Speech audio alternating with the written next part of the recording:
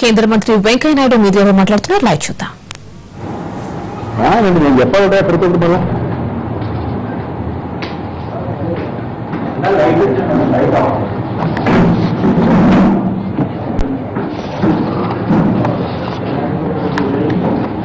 మిత్రులారా, 2014 సంవత్సరం నిన్నటికి ముగిసింది. ఆర్థిక సంవత్సరం ఆంధ్రప్రదేశ్ రాష్ట్ర విభజన సందర్భంగా ఆంధ్రప్రదేశ్ రాష్ట్రానికి తగిన న్యాయం జరగలేదు. సమస్యల యొక్క గంభీరతను తెలుసుకోకుండా ఆ ప్రాంతానికి తగిన న్యాయం జరగకుండానే రాష్ట్ర విభజన జరిగిపోయింది. ఆ విషయాన్ని దృష్టిలో పెట్టుకొని నూతనంగా ఏర్పాటైన బీజేపీ నేతృత్వంలో ఎన్డీఏ ప్రభుత్వం ఆంధ్ర ప్రాంతానికి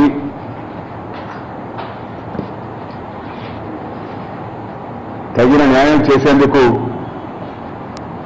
అన్ని రకాల ప్రయత్నాలు ప్రారంభించింది.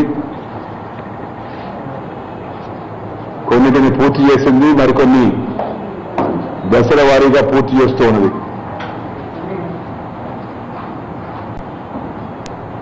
ఆంధ్రప్రదేశ్ ప్రజలకు జీవనధార అయిన పోలవరం ప్రాజెక్టు ముంపు గురయ్యే మండలాలను ఆర్డినెన్స్ జారీ చేయడము,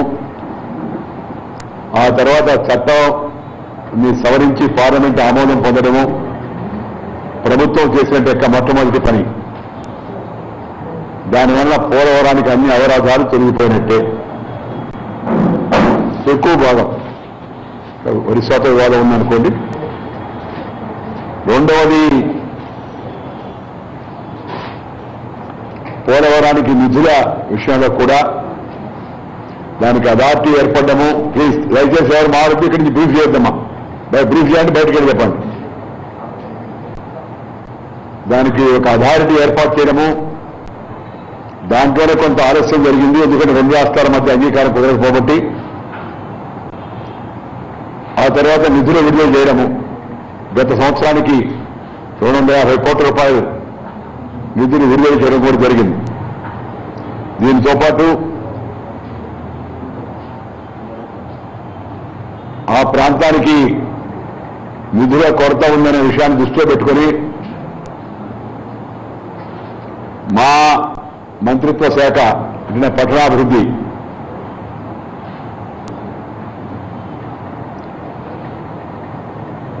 మా విభాగం ద్వారా 1000 కోట్ల రూపాయలు మూడు సార్ ఎవరి గురించి మారుతారు, బయట పంపించు, చెప్పు, బయటికి వెళ్ళి మారుతారు ప్లీజ్.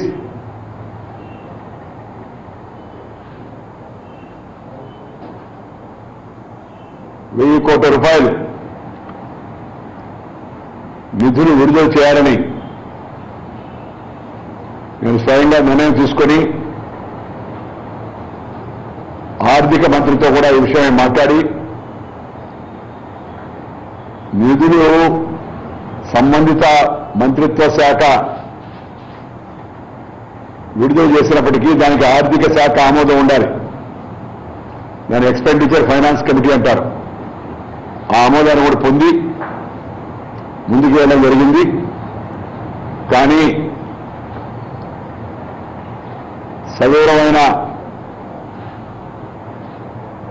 ప్రాజెక్టు నివేదిక లేకుండా నిధులు ఏ పద్ధతుల కింద విడుదల చేయాలనే మీమాంస తల ఎత్తినప్పుడు దానికి పరిష్కార మార్గంగా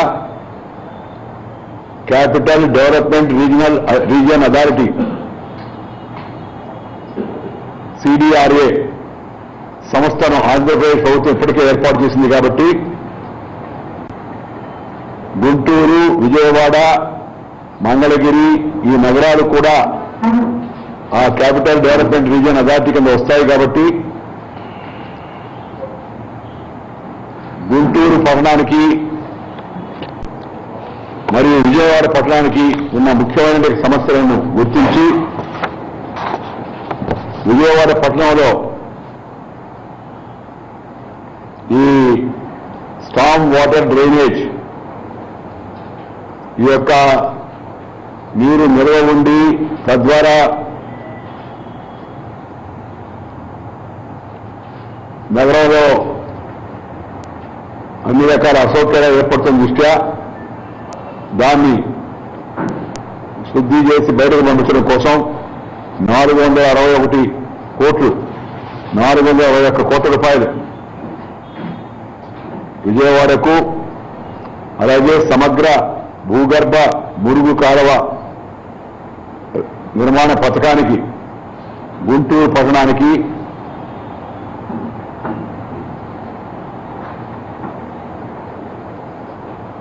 $903 కోట్ల రూపాయలతో 2 పథకాలు మంజూరు చేసి దానిలో 1000 కోట్లు కేంద్రం యొక్క భాగంగా విడుదల చేయడం జరిగింది. 364 కోట్లు రాష్ట్రం భరించేట్టుగా రాష్ట్రంతో మాట్లాడి ఈ నిధులు 31వ తారీఖు లోపలే మా విభాగము ఆర్థిక విభాగము పూర్తి చేసి దాని మీద ఆగమేఘాల పైన ట్రెజరీ విభాగానికి పంపించి ఆ నిధులు రాష్ట్రానికి చేరేట్టుగా చర్యలు తీసుకోవడం జరిగింది. విజయవాడ పట్టణానికి గుంటూరు పట్టణానికి 2 మహానగరాలు కార్పొరేషన్లు వీటికి ఇది పెద్ద మహత్తరమైన అవకాశం. ఇంత పెద్ద ఎత్తున నిధులు నాకు తెలిసి ఏ పట్టణానికి నేరుగా 1 సంవత్సరం లభించలేదు. దీనితో పాటు ఈ యొక్క పట్టణ ఉపాధి హామీ పథకం ఏదైతే ఉందో నేషనల్ అర్బన్ లైవ్లీహుడ్ మిషన్ దాని కింద గత సంవత్సరానికి ఇవాళ మనం కొత్త సంవత్సరం ఉన్నాం ఆర్థిక సంవత్సరంలో 40 కోట్ల రూపాయలను కూడా గ్రాంట్ ఇన్ ఎయిడ్ కింద ఆంధ్రప్రదేశ్కి అందజేయడం జరిగింది. దీనికి కూడా ఆర్థిక శాఖ ఆమోదం పొందింది. దీన్ని నైపుణ్య శిక్షణకు ఉపయోగిస్తారు. నిరుద్యోగ యువకుల యొక్క నైపుణ్య శిక్షణకు. 3వది ఆంధ్రప్రదేశ్ విభజన కారణంగా 2013, 14, 2014, 15 మధ్య తెలంగాణలో కానీ ఆంధ్ర రాష్ట్రంలో కానీ పెద్దగా అభివృద్ధి కార్యక్రమాలు జరగలేదు. ఎందుకంటే అధికారుల పంపిణీ, రాష్ట్ర విభజన, దాని పర్యవసానంగా తలెత్తిన వివాదాలు, వీటి వల్ల పనులు చాలా వరకు ఆగిపోయి కేంద్ర నిధులు కూడా ఉపయోగించుకోలేకపోయాయి 2 రాష్ట్రాలు. దాన్ని దృష్టిలో పెట్టుకుని నేను 1117 గృహాలు 89.45 కోట్లతో విశాఖపట్నం మహానగరానికి 4096 గృహాలు 147.30 కోట్లతో విజయవాడ మహానగరానికి 816 గృహాలు 40 కోట్ల 10 లక్షలతో తిరుపతి మహానగరానికి అన్ని కలిపి 276.92 కోట్లు నిధులు మంజూరు చేశాము. కానీ ఇంకా విడుదల కావాల్సి ఉంది. ఎందుకంటే అక్కడి నుంచి గతంలో ఇచ్చిన డబ్బులకు వినియోగ సర్టిఫికేట్, యూటిలైజేషన్ సర్టిఫికేట్ రావాల్సి ఉంది. బట్ దీనికి ప్రిన్సిపల్ మంజూరు చేశాను, లేకపోతే ఆ సంవత్సరం అయిపోయినట్టే లెక్క. అందుకని ఈ సంవత్సరంలో కూడా ఆ సంవత్సరానికి మళ్ళీ డబ్బు ఇవ్వచ్చు, ఇక్కడ మంజూరు అయిపోయింది కాబట్టి దాన్ని దృష్టిలో పెట్టుకుని వేగంగా ఈ పని మొన్న పూర్తి చేయడం కూడా జరిగింది. దీంతో పాటు ఆంధ్రప్రదేశ్లో సంయుక్తంగా ఉన్నప్పుడు విద్య, వైద్య, సాంకేతిక, శిక్షణ సంబంధించిన అన్ని సంస్థలు హైదరాబాద్లో ఎక్కువగా కేంద్రీకరించబడిన విషయం వాస్తవం. వాటిని అక్కడి నుంచి తరలించకుండా ఆంధ్ర ప్రాంతానికి కూడా తగిన న్యాయం జరగాలి. దానిలో రాయలసీమకు, ఉత్తరాంధ్రకు, కోస్తాంధ్రకు కూడా తగిన న్యాయం జరగాలనే ఉద్దేశంతో రాష్ట్ర ప్రభుత్వంతో మాట్లాడి వివిధ సంస్థలను మంజూరు చేయడము, వాటికి శంకుస్థాపన చేసే కార్యక్రమం కూడా చేపట్టడం జరిగింది. ఇండియన్ ఇన్స్టిట్యూట్ ఆఫ్ మేనేజ్మెంట్ అత్యంత ప్రతిష్టాకరమైన సంస్థను విశాఖపట్నంలో దానికి శంకుస్థాపన చేయడం జరిగింది. కేంద్ర మంత్రి స్మృతి ఇరానీ గారు, నేను, ముఖ్యమంత్రి కలిసి. అలాగే IIT Indian institute of technology దాన్ని మేర్లపాక గ్రామం ఏర్పాటు మండలంలో 590 ఎకరాల్లో 2,200 కోట్ల రూపాయల ఖర్చుతో రాబోయే 7 ఏళ్లలో 2,200 కోట్లు ఖర్చు అవుతుంది. దీంట్లో 2,300 మంది విద్యార్థులకు అడ్మిషన్ అవకాశం ఉంటుంది. దీన్ని మెడ్రాస్ ఐఐటి దీన్ని మెంటర్ చేస్తుందంటే వాళ్ళకి గైడెన్స్ ఇస్తుంది. దీనికి కూడా శంకుస్థాపన చేయడం జరిగింది. అలాగే triple IT Indian institute of technology IT అదేమో ఏర్పేడులో, రెండవది Indian institute of information technology triple IT research and teaching institute, ఇది కంప్యూటర్ సైన్స్, ఎలక్ట్రానిక్స్, కమ్యూనికేషను. దానికోసమని శ్రీ సిటీ సమీపంలో ఒక శాశ్వతమైన క్యాంపస్ను 70 ఎకరాల స్థలంలో 130 కోట్ల రూపాయల నిధులతో దానికి కూడా శంకుస్థాపన చేయడం జరిగింది.